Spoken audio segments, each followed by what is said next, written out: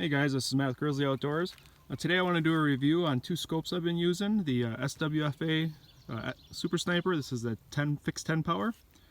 And I've just got recently the Primary Arms 4-14. So I'm going to answer a few questions that I had a hard time finding online between these two scopes. I love the fixed 10. It's worked great. I've used it for the last 3 years now. I've got one on the 22, one on the 308. I've been able to use it deer hunting, small game, varmint, everything.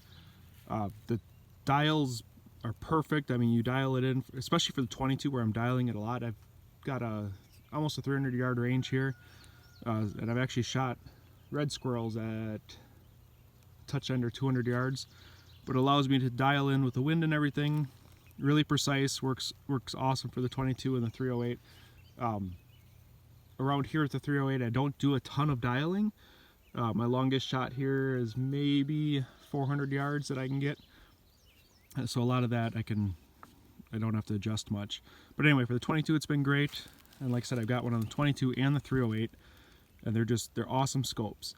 That being said, I do have thicker areas in my woods where I'm sitting in a stand and I'm only at a 20 or 30 yard shot.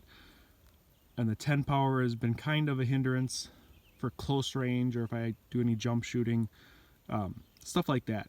So that's what got me looking at the 4-14. So it gives me some zoom, and it also gives me a lower magnification for close-up shots on stuff.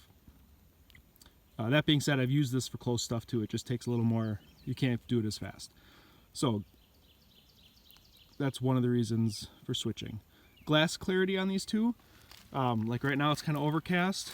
I can't tell a big difference.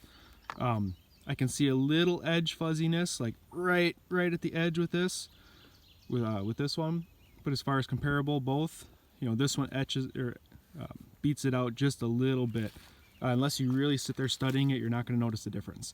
Between my Leupold scope, you can tell a difference. I mean, especially in low light. Now that's where I noticed with these low light, like your last minute or two of shooting light, this one definitely beats it out. You'll probably be able to see for another minute or so. My Leupold, I mean, so that's a $1,200 scope compared to one of these. Just to give you an idea, so the Leupold, I had a target out last night, right at shooting light. I could barely make it out with these. My Leupold, 10 minutes after shooting light, I could have still shot the target easily. So that's the difference between high-end glass and this stuff. This stuff's still good. You're not going to notice a big difference, but it's good. So between these two, the SWFA and the Primary Arms, there's a slight difference, and I'm going to give it to the win to the SWFA just a little bit.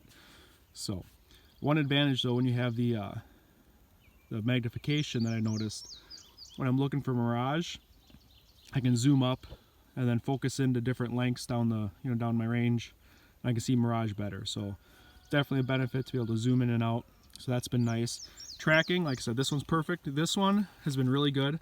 I've had this for 3 years, and it's been absolutely perfect. This one I've only had for a couple months, and all my testing so far, it's good. It's off just a hair, a click or so.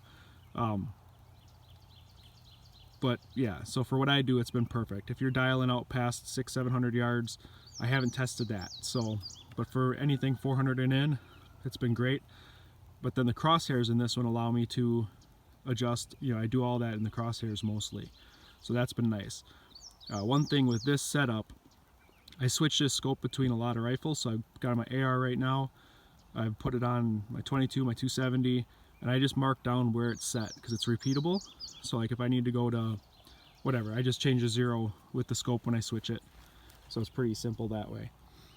So that's one other thing I like about it. Price point, they're basically the same. You can get this thing on sale for $250 a lot of times. This one I pay $260 something with a discount code. So pretty comparable. So yeah, figured I'd give you my thoughts on those. If you guys have any questions, feel free to ask. I'm trying to think if there's anything else. Oh, the illuminated crosshairs, I do like that. Low light with this crosshair setup totally beats out any of these. You can turn on the light and you got that chevron in there and the little horseshoe. It's almost like shooting a little red dot when you put it on 4 power. So that works really good. It is a little finicky for your eye relief, but that's not, and my kids have a little problem with it. But if you're used to shooting, no big deal.